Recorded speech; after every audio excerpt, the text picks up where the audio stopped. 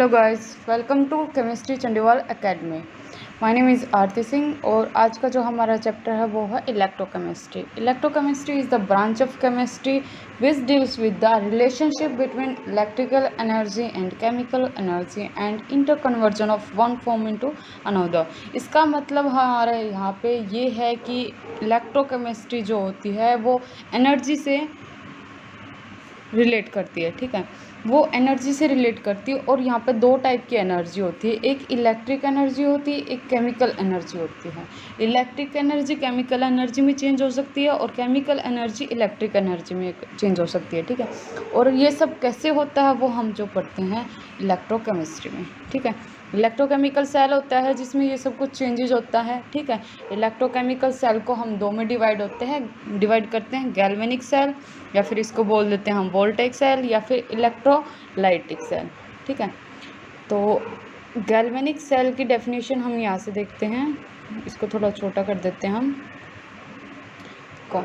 Galvanic cell is a device which convert chemical energy to electrical energy. Okay, chemical energy को electric energy में change करता है galvanic cell by a spontaneous reaction. Spontaneous reaction वो होती है जिसमें external help की ज़रूरत नहीं होती है, ये स्पॉन्टेनियस रिएक्शन अपने आप स्टार्ट हो जाती है। ठीक है, लेकिन इलेक्ट्रोलाइटिक सेल में क्या होता है, इलेक्ट्रिक एनर्जी कन्वर्ट होती है केमिकल एनर्जी में by a non spontaneous reaction.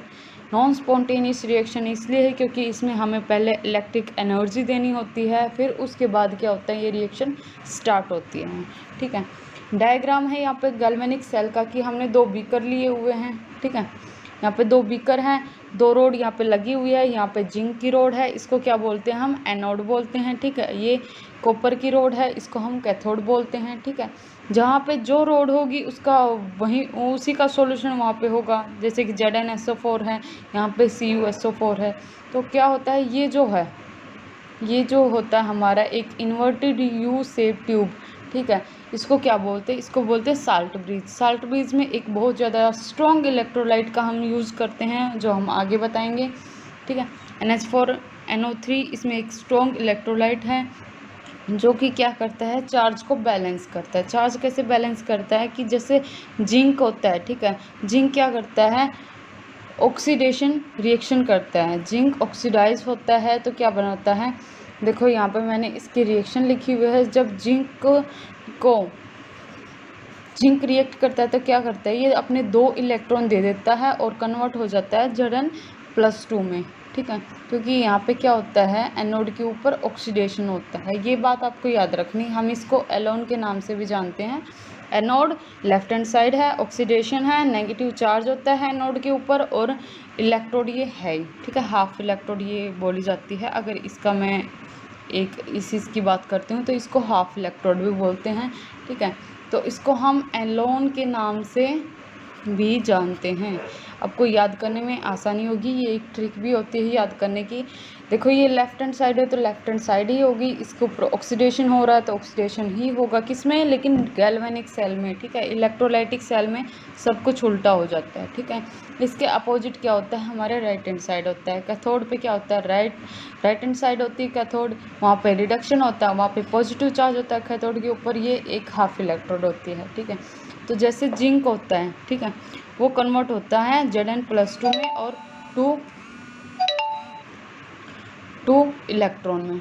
ठीक है, ये अपने जो दो इलेक्ट्रॉन हैं, ठीक है, ये अपने दो इलेक्ट्रॉन कहाँ पे दे देगा, यहाँ से हम देख रहे हैं, ये अपने इलेक्ट्रॉन दे देगा इस कॉपर को। ठीक है, इस कॉपर को देगा तो ये जो कॉपर+2 है, ये CuSO4, ये क्या कर रहा है, ये भी तो मतलब कि ऐसे डिसोसिएट हो रहा है। ठीक है, डिसोसिएट करके क्या होता है, यहाँ पे है ना कॉपर की एक परत चढ़ जाती है।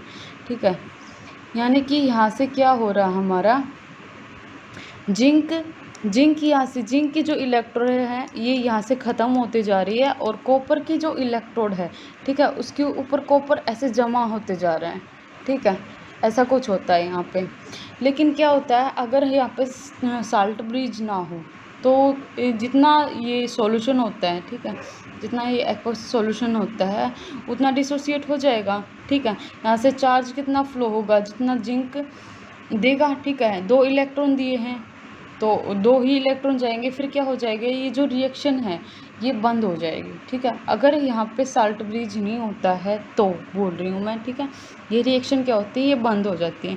इसलिए क्या होता है, चार्ज इम्बैलेंस हो जाता है। ये उसके इस प्रॉब्लम को सॉल्व करने के लिए हम यहाँ पे साल्ट ब्रिज का यूज कर देते हैं, ठीक है। ये साल्ट ब्रिज में क्या होता है, इसको Zn+2 को जो ये इंक्रीज हो रहा है यहाँ पे, इसको क्या करता है, ये NO3 न्यूट्रलाइज कर देता है।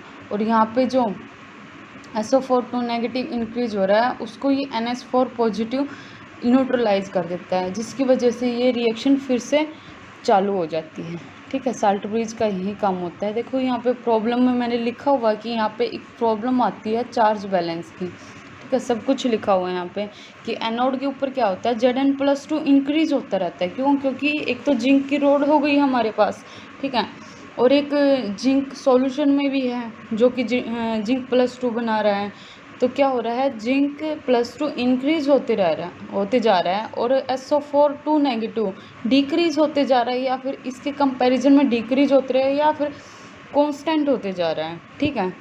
और कैथोड पे क्या हो रहा है, SO4 नेगेटिव इंक्रीज होता जा रहा है और Cu2 पॉजिटिव कांस्टेंट होते जा रहा है। तो ये जो प्रॉब्लम है इसकी वजह से हमारी जो सेल है वो बंद हो जाती है, वहाँ पे वर्क ख़त्म हो जाता है। क्यों, क्योंकि जितना चार्ज आप दे रहे हो, ठीक है, उतना ही करंट फ्लो होगा। अगर चार्ज नहीं जाएगा, अगर इलेक्ट्रॉन्स नहीं जाएंगे तो क्या होगा, हमारा करंट फ्लो करना बंद हो जाएगा और सेल रुक जाएगी। तो यहाँ पे क्या एक नोट में लिख सकते हो, लेकिन वैसे फॉर नॉलेज बताया गया है कि when the metal plate dipped in its solution, ठीक है, एक्वस सॉल्यूशन, जब कोई मेटल प्लेट इसके एक्वस सॉल्यूशन में डाली जाती है, a potential difference is generated at the interference, ठीक है। तो वहाँ पे है ना एक पोटेंशियल डिफरेंस जनरेट होता है, ठीक है। और इस सेटअप को हम क्या बोलते हैं, हाफ सेल बोल देते हैं, ठीक है, या फिर इलेक्ट्रोड बोल देते हैं, ठीक है, जैसे कि मैंने आपको बताया हुआ है। When we connect two half cell by a connecting wire, then it is called cell, ठीक है। अगर इन 2 हाफ सेल को हम एक कंडक्टिंग वायर के साथ क्या करते हैं, जोड़ देते हैं, तो इसको क्या बोलते हैं, हम सेल बोलते हैं। For continuous production of electric energy we need a device called salt bridge, ठीक है। लेकिन कंटिन्यूस करने के लिए, ठीक है, तो हमें किसकी ज़रूरत होती है, एक साल्ट ब्रिज की ज़रूरत होती है।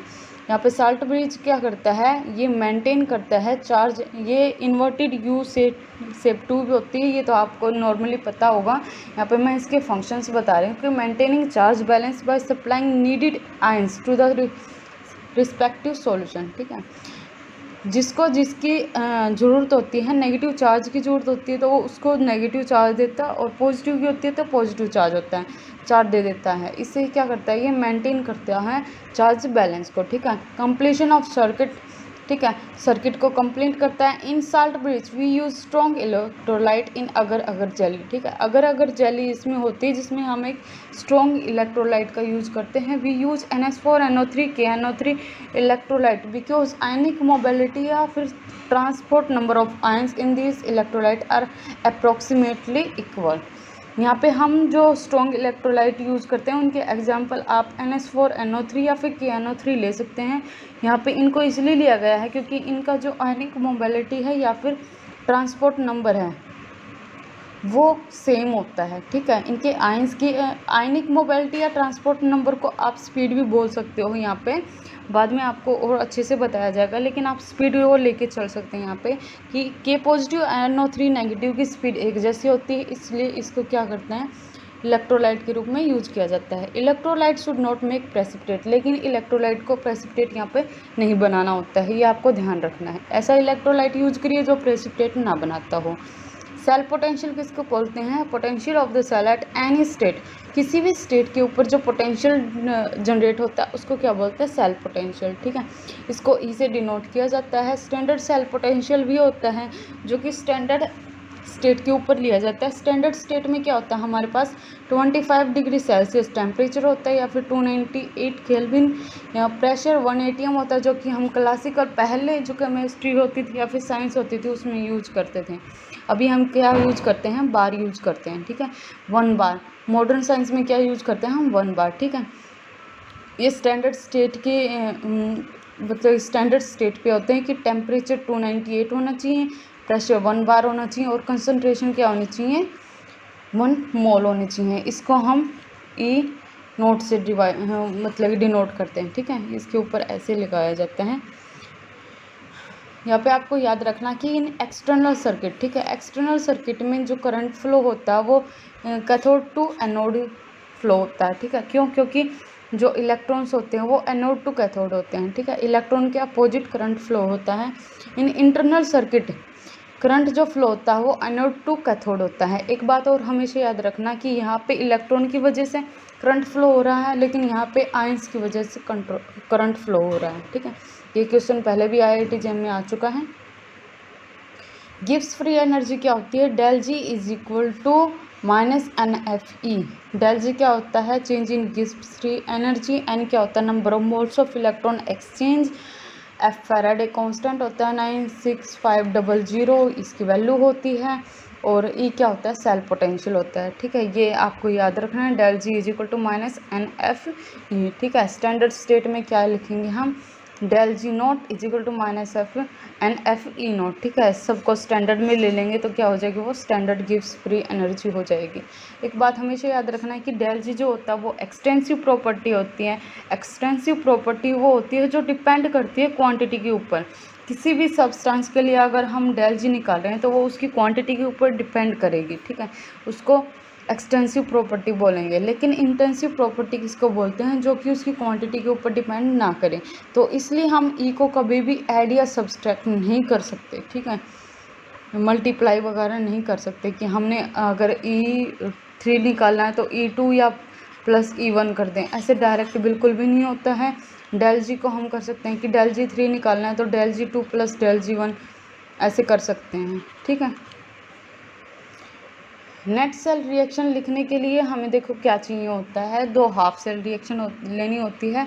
एक एनोड की रिएक्शन मैंने यहाँ पे लिया है कि Zn, यहाँ पे ऑक्सीडेशन हो रहा है, ठीक है, यहाँ पे ऑक्सीडेशन हो रहा है एनोड के ऊपर, और यहाँ पे क्या होता है, रिडक्शन, ठीक है। कि Zn जो है वो कन्वर्ट हो रहा है Zn+2 और 2 इलेक्ट्रॉन में। यहाँ पे इसके जो इलेक्ट्रोड पोटेंशियल दी हुई है ये है, ठीक है। और कैथोड के ऊपर रिएक्शन क्या होती है, CO2 positive plus 2 electron negative to convert CO, ठीक है। इसकी इलेक्ट्रॉन पोटेंशियल ये दी हुई है। तो नेट सेल जो आती है हमारी वो ये आ जाती है, ठीक है। इसको हम ऐड कर देते हैं, यहाँ से इलेक्ट्रॉन जो है दोनों तरफ से कैंसिल आउट हो जाते हैं, ये हमारी नेट सेल रिएक्शन आ जाती हैं। प्रैक्टिस के लिए यहाँ पे क्वेश्चन हमारे दिए हुए हैं, देखिए कि Zn जो है वो कन्वर्ट हो रहा है Zn+2 इलेक्ट्रॉन में, और इसकी जो इलेक्ट्रोड पोटेंशियल है वो x1 है, ठीक है। तो हमें यहाँ पे क्या करना है, हमें एक और रिएक्शन दी हुई है 2Zn, ठीक है, कन्वर्ट हो रहा है 2Zn+2 इलेक्ट्रॉन में। अब हम यहाँ से देख सकते हैं कि इसको हमने क्या किया गया है, 2 से मल्टीप्लाई किया गया है, इसलिए ये रिएक्शन आई है। बिल्कुल ऐसे कैसे हैं, ठीक है। तो यहाँ पे जो इलेक्ट्रोड पोटेंशियल है वो क्या होगा और जो डेल जी है वो क्या होगा, ठीक है। तो आपको पता है इलेक्ट्रोड पोटेंशियल जो होती है वो क्या होती है, इंटेंसिव प्रॉपर्टी होती है, तो ये क्या होगा, चेंज नहीं होता, ठीक है। तो इसकी जो वैल्यू है वो क्या रहेगी, x1 ही रहेगी। जो यहाँ पे वैल्यू थी वही इसकी वैल्यू रहेगी। वहाँ से डेल जी अभी हमें निकालना है, तो डेल जी क्या हो जाएगा, -NFE, ठीक है। डेल जी क्या हो जाएगा, n कितना है यहाँ पे, 1 मिनट, n क्या कितना है यहाँ पे, 2 है, ठीक है, -2FE क्या है यहाँ पे, x1, ठीक है। तो ये तो डेल जी 1 आ गया। हम डेल जी 2 जब निकालते हैं तो क्या होगा, -n यहाँ पे कितना हो जाएगा, यहाँ पे 4 आएगा, ये यहाँ पे मैंने मल्टीप्लाई किया हुआ तो 4 आएगा। तो -4F और ई जो है वो कितना होगा, x1 ही होगा, यानी कि डेल G2 क्या हो जाएगा, 2 इंटू डेल G1। ठीक है, ये इसका आंसर आ जाएगा। नेक्स्ट क्वेश्चन क्या है कि Zn जो है वो कन्वर्ट हो रहा है Zn plus two electron negative. ठीक है, ये x1 है। ठीक है, इसकी इलेक्ट्रॉन नेगेटिविटी इलेक्ट्रोड पोटेंशियल जो है x1 है। यहाँ पे अगर इसको मैं इन्वर्ट कर देती हूँ, मतलब कि ऐसे चेंज कर देती हूँ कि उल्टा कर देती हूँ। ठीक है, तो इसकी जो इलेक्ट्रोड पोटेंशियल होगी वो क्या हो जाएगी। ठीक है, ये है ऑक्सीडेशन। ठीक है, और ये है रिडक्शन। एक बात हमेशा याद रखना कि ऑक्सीडेशन जो होता है वो होता है नेगेटिव ऑफ रिडक्शन। ठीक है, तो यहाँ पे ई की जो वैल्यू हो जाएगी वो क्या हो जाएगी, -(x1). ठीक है, नेक्स्ट हमारा ये एक बहुत अच्छा क्वेश्चन है। यहाँ से ये करना है हमें कि Fe+3 कन्वर्ट हो रहा है Fe से। तो यहाँ पे मैं इसकी डायरेक्ट रिएक्शन लिख रही हूँ। ठीक, Fe+3 इलेक्ट्रॉन नेगेटिव कन्वर्ट हो रहा है Fe में। ठीक है, x1 इसकी इलेक्ट्रोड पोटेंशियल है, स्टैंडर्ड में लिया हुआ है ये सब कुछ। यहाँ पे देखो Fe+3 कन्वर्ट हो रहा है, Fe+3 नहीं है, ये है Fe+2 इलेक्ट्रॉन नेगेटिव कन्वर्ट हो रहा है Fe में। ठीक है, और यहाँ पे हमें निकालना है इसकी electrode potential. Fe+3 plus electron negative किस में कन्वर्ट हो रहा है, Fe+2 में। ये हमारे पास इक्वेशन आ चुकी है। अभी हमें निकालना है कि इन दो रिएक्शन से, ठीक है, ये थर्ड रिएक्शन कैसे निकल सकती हैं।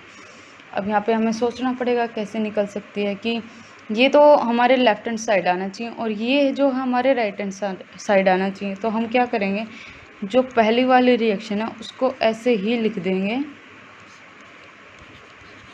और जो दूसरे वाली रिएक्शन है, ठीक है, इसकी जो इलेक्ट्रोड पोटेंशियल है वो कितनी है, x1, ये साथ में लिखना आपको। ठीक है, और जो दूसरे वाले जो रिएक्शन है उसको क्या करेंगे हम, मतलब कि उल्टा कर देंगे। ठीक है, क्या हो जाएगी, Fe+2 इलेक्ट्रॉन नेगेटिव। ठीक है, तो इसकी इलेक्ट्रोड पोटेंशियल क्या होगी, चेंज हो जाएगी, ये नेगेटिव हो जाएगी। ठीक है, यहाँ से हमारी एक नेट रिएक्शन आती है कि Fe+3 प्लस इलेक्ट्रॉन कन्वर्ट हो रहा है Fe+2 में। ठीक है, ये यहाँ से माइनस हो जाएगा। ठीक है, और ये यहाँ से क्या हो जाएगा, कैंसिल आउट हो जाएगा। ये हमारी एक नेट रिएक्शन आ गई। लेकिन आप ये मत सोचिएगा कि हमारा जो E है, ठीक है, ये जो E3 लिख रही हूँ मैं, ठीक है, ये क्या आ जाएगा, x1 माइनस x2। ये जो आंसर आप लिखते हैं ये बिल्कुल गलत होता है। क्यों, क्योंकि हमारी जो E है, ठीक है, यानी कि इलेक्ट्रोड पोटेंशियल है, वो क्या होती है, एक इंटेंसिव प्रॉपर्टी होती है। यहाँ से क्या निकालना, हमें डेल G निकालना है। ठीक है, डेल G1 निकालेंगे हम।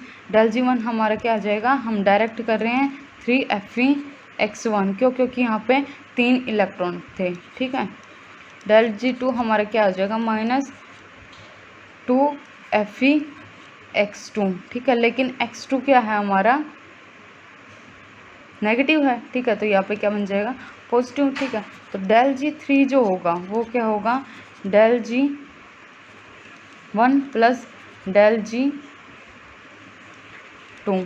ठीक है, ये यहाँ से आएगा।